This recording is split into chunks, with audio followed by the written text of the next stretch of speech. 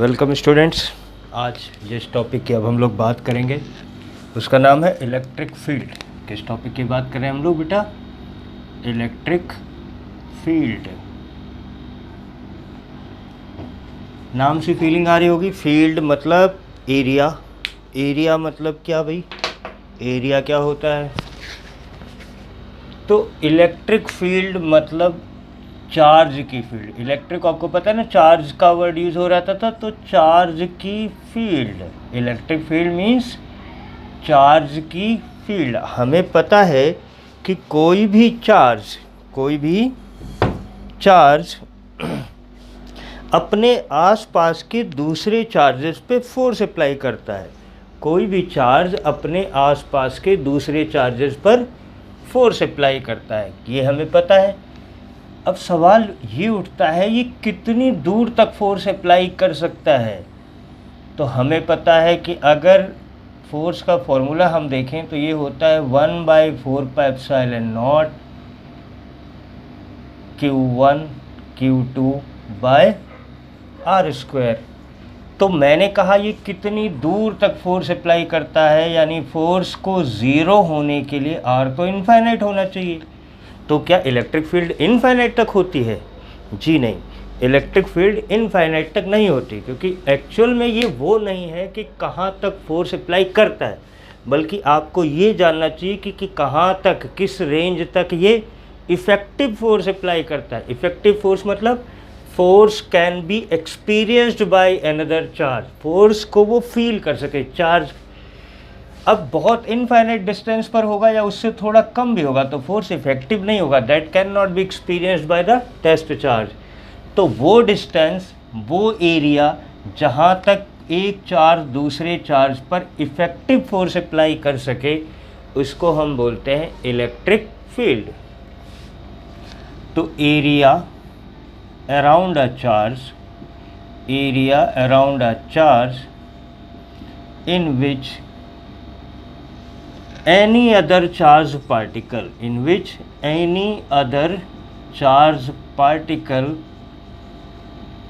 can experience, इस word पे ध्यान रखो, can experience or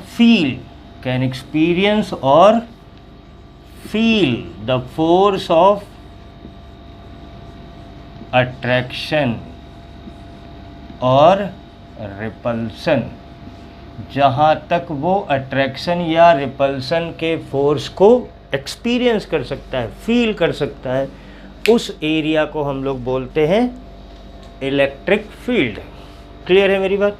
अब सवाल है इलेक्ट्रिक फील्ड, क्या इसका कोई मैथमेटिकल फार्मूला भी हो सकता है? जी नहीं।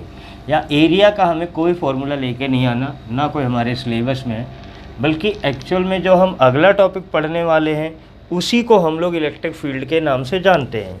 And the next topic is intensity of electric field. Intensity of electric field, और इसी को आपकी बुक्स में इलेक्ट्रिक फील्ड के नाम से जाना गया है। यानी अगर आपसे क्वेश्चन पेपर में पूछा जाता है फाइंड इलेक्ट्रिक फील्ड, तो आप इलेक्ट्रिक फील्ड मतलब एरिया नहीं निकालेंगे, आप क्या निकालेंगे? Intensity of electric field. अब नाम से क्या फीलिंग आ रही है? इंटेंसिटी ऑफ इलेक्ट्रिक फील्ड मतलब हमें क्या निकालना है, क्या कैलकुलेट करना है? कुछ पता लग रहा है? इंटेंसिटी मतलब क्या होता है? How intense, how strong the force is. Force कितना इंटेंस है। तो अब सवाल उठता है इंटेंसिटी ऑफ इलेक्ट्रिक फील्ड मतलब किसी चार्ज की फील्ड। तो मान लेते हैं ये एक कैपिटल Q चार्ज है और ये किसी दूसरे चार्ज, टेस्ट चार्ज Q0 पे फोर्स अप्लाई करता है।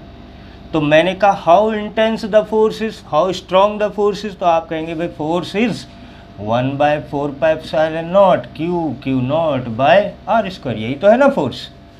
मैंने कहा इंटेंसिटी ऑफ इलेक्ट्रिक फील्ड मतलब इस चार्ज की जो फील्ड है वो कितनी स्ट्रॉन्ग है, फील्ड कितनी स्ट्रॉन्ग है। और फील्ड कौन अप्लाई बना रहा है भाई? ये बना रहा है।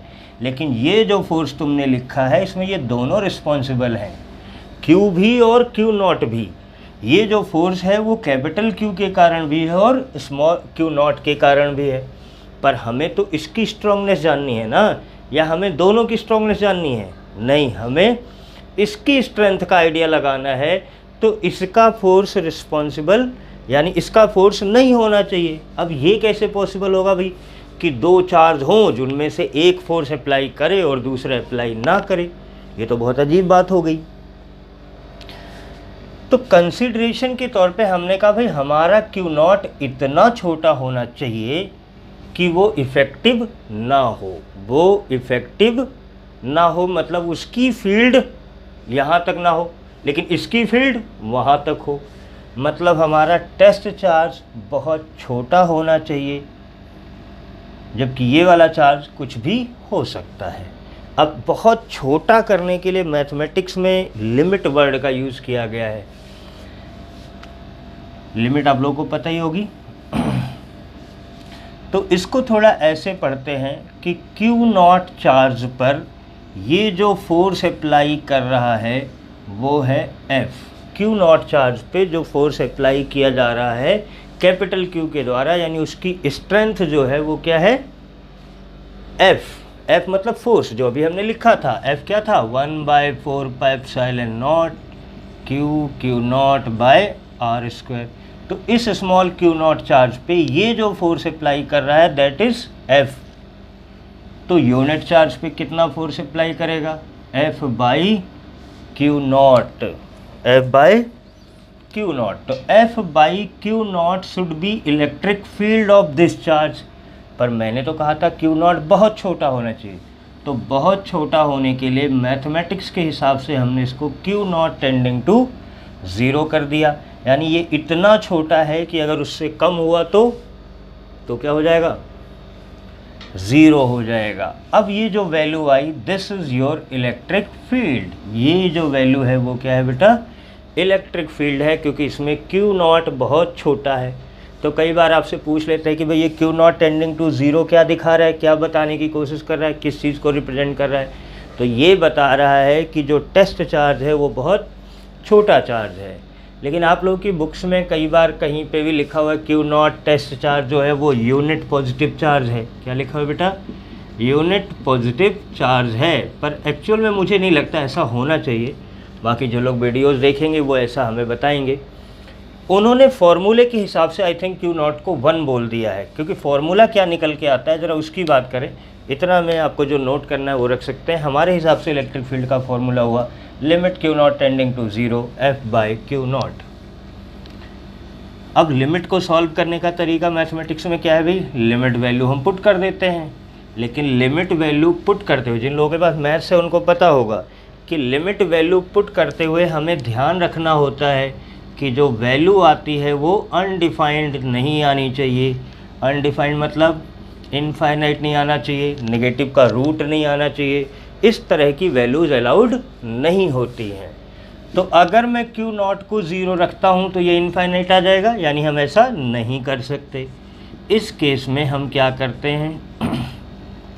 पहले हम f का फॉर्मूला पुट करते हैं 1/4πε0 q not by r square divided by q naught. तो क्यू नॉट से क्यू नॉट कैंसिल हो गया, ये बन गया limit q not tending to 0 1/4πε0 q by r square. अब हम क्यू नॉट की वैल्यू 0 यहाँ रखें, लेकिन वैल्यू ही नहीं है। तो फाइनली अप्लाइंग लिमिट करने पर, after applying limit you will get 1/4πε0 q by r square. अब याद करो वो फोर्स क्या था भाई? 1/4πε0 q not by r square. तो कुछ लोगों को समझ में आया भाई ये क्यू नॉट 1 हो गया तो ये इलेक्ट्रिक फील्ड बन गई। बट एक्चुअल में ऐसा नहीं है। क्यू नॉट बहुत छोटा है, क्योंकि यूनिट चार्ज छोटा चार्ज होता ही नहीं। 1 coulomb charge is not a small charge, it's a very large charge. तो आप ऐसा नहीं कह सकते। हाँ, कंसिडरेशन में मैथमेटिकल फॉर्मुलेशन के लिए आप ऐसा यूज़ कर लें, मुझे उसकी कोई दिक्कत नहीं है। नोट कर लें, ये फॉर्मूला है आपके पास इलेक्ट्रिक फील्ड का।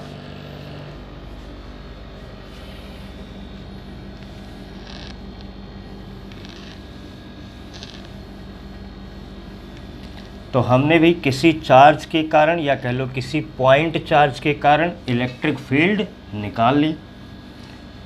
अब सवाल उठता है क्या हर केस में जो चार्ज होगा वो पॉइंट चार्ज ही होगा? नहीं, ज़रूरी तो नहीं है। अगर हम कोई लाइन ऑब्जेक्ट लेते हैं और इस पूरे पे चार्ज डिस्ट्रीब्यूट कर देते हैं तो फोर्स तो ये भी अपने अराउंड लगाएगा, यानी इलेक्ट्रिक फील्ड तो इसकी भी होगी। अब इसकी इलेक्ट्रिक फील्ड कैसे निकालें? या हम कोई ऐसी चीज़ ले लेते हैं जिसके पास एक अपना एरिया है। अब इस एरिया पे हमने चार्ज डिस्ट्रीब्यूट कर दिया, it also have some electric field, और we have taken some another object which has some volume, solid sphere ले लिया मान लेते हैं कोई, we have taken a solid sphere, it has volume. जैसे बॉल होती है, कोई बॉल ले ली क्रिकेट की, तो अब इस पर अगर मैंने चार्ज डिस्ट्रीब्यूट कर दिया तो ये भी अपनी फील्ड बनाएगा। पर हमारे पास जो इलेक्ट्रिक फील्ड का फॉर्मूला है 1/4πε0 Q/r², इसमें ये Q क्या है? पॉइंट चार्ज है, it's a point charge, distributed charge नहीं है। तो in the case of distributed charge हम क्या करेंगे भाई? तो डिस्ट्रीब्यूटेड चार्ज के केस में हम क्या कर सकते हैं, हमारे जो समझ में आता है कि हम इसमें एक छोटा सा एलिमेंट लेते हैं, एक एलिमेंट लेते हैं और उस एलिमेंट के कारण किसी पॉइंट पर फील्ड की स्ट्रेंथ निकालते हैं कि भाई इस पॉइंट पे कितना, इस पॉइंट पे कितना। तो इस पॉइंट पे इलेक्ट्रिक फील्ड निकालते हैं किसी पॉइंट चार्ज के कारण, यानी स्मॉल एलिमेंट के चार्ज के कारण, और फिर उसको इंटीग्रेट कर देते हैं। मैथमेटिक्स में हमारे पास ऑप्शन है इंटीग्रेशन का, तो इंटीग्रेट कर दें अगर तो बड़े चार्ज की इलेक्ट्रिक फील्ड निकल सकती है। ये सिस्टम हम सब में अप्लाई करेंगे। उसके लिए कुछ छोटी छोटी बातें सीख लेते हैं। पॉइंट चार्ज जो हम लेंगे उसका चार्ज क्या होगा, उसको लिखेंगे क्या, ये सीख लेते हैं, फिर उसके बाद बातें करेंगे। तो सबसे पहले हम बात करेंगे किस तरह की डिस्ट्रीब्यूशन की। डिफरेंट टाइप ऑफ डिस्ट्रीब्यूशन में 3 बातें की ना हमने, तो एक बात हम करेंगे लीनियर चार्ज डिस्ट्रीब्यूशन की। लीनियर चार्ज डिस्ट्रीब्यूशन यानी एक ऐसी बॉडी, एक ऐसे ऑब्जेक्ट पे चार्ज डिस्ट्रीब्यूटेड है जो अपने आप में क्या है? लीनियर है, एक लाइन चार्ज है। तो लीनियर चार्ज डिस्ट्रीब्यूशन की बात करते हैं हम लोग। मतलब एक लाइन है और इस पूरी लाइन पे चार्ज डिस्ट्रीब्यूटेड है। मान लेते हैं इसकी लेंथ है बेटा L और जो टोटल चार्ज डिस्ट्रीब्यूटेड है वो Q है। तो L लेंथ पे जो चार्ज डिस्ट्रीब्यूटेड है, L लेंथ पे जो चार्ज डिस्ट्रीब्यूटेड है वो क्या है? Q है। L लेंथ पे distributed charge is Q, then 1 length पे distributed charge will be Q/L, and let's we have taken a small element of length dl, then what about the charge on dl length? This is Q/L dl। तो इसको हम बोल सकते हैं dq। dq मतलब charge of element, small charge होगा, charge of element, dq will be charge of element, dq is Q/L dl। अब ये Q/L मतलब चार्ज पर यूनिट लेंथ। ऐसे ही आपने कई नाम सुने होंगे, मास पर यूनिट लेंथ। मास पर unit length is linear mass density, then charge पर unit length is linear charge density, mass पर unit volume is volume mass density, mass पर unit area is surface mass density. तो उसी तरह से Q/L is linear charge density. Q/L is linear charge density, और इसको हम लोग रिप्रेजेंट करेंगे बेटा लैम्डा से। तो ये बन गया आपका लैम्डा dl dq। dq मतलब charge of small element, dl is lambda dl। What is lambda? Lambda is linear charge density. Note कर लें। इसके बाद हम लोग बात करते हैं सरफेस चार्ज डेंसिटी की। सरफेस मतलब एक एरिया पे। तो सरफेस चार्ज डेंसिटी जब आएगा तो क्या कहेंगे हम लोग?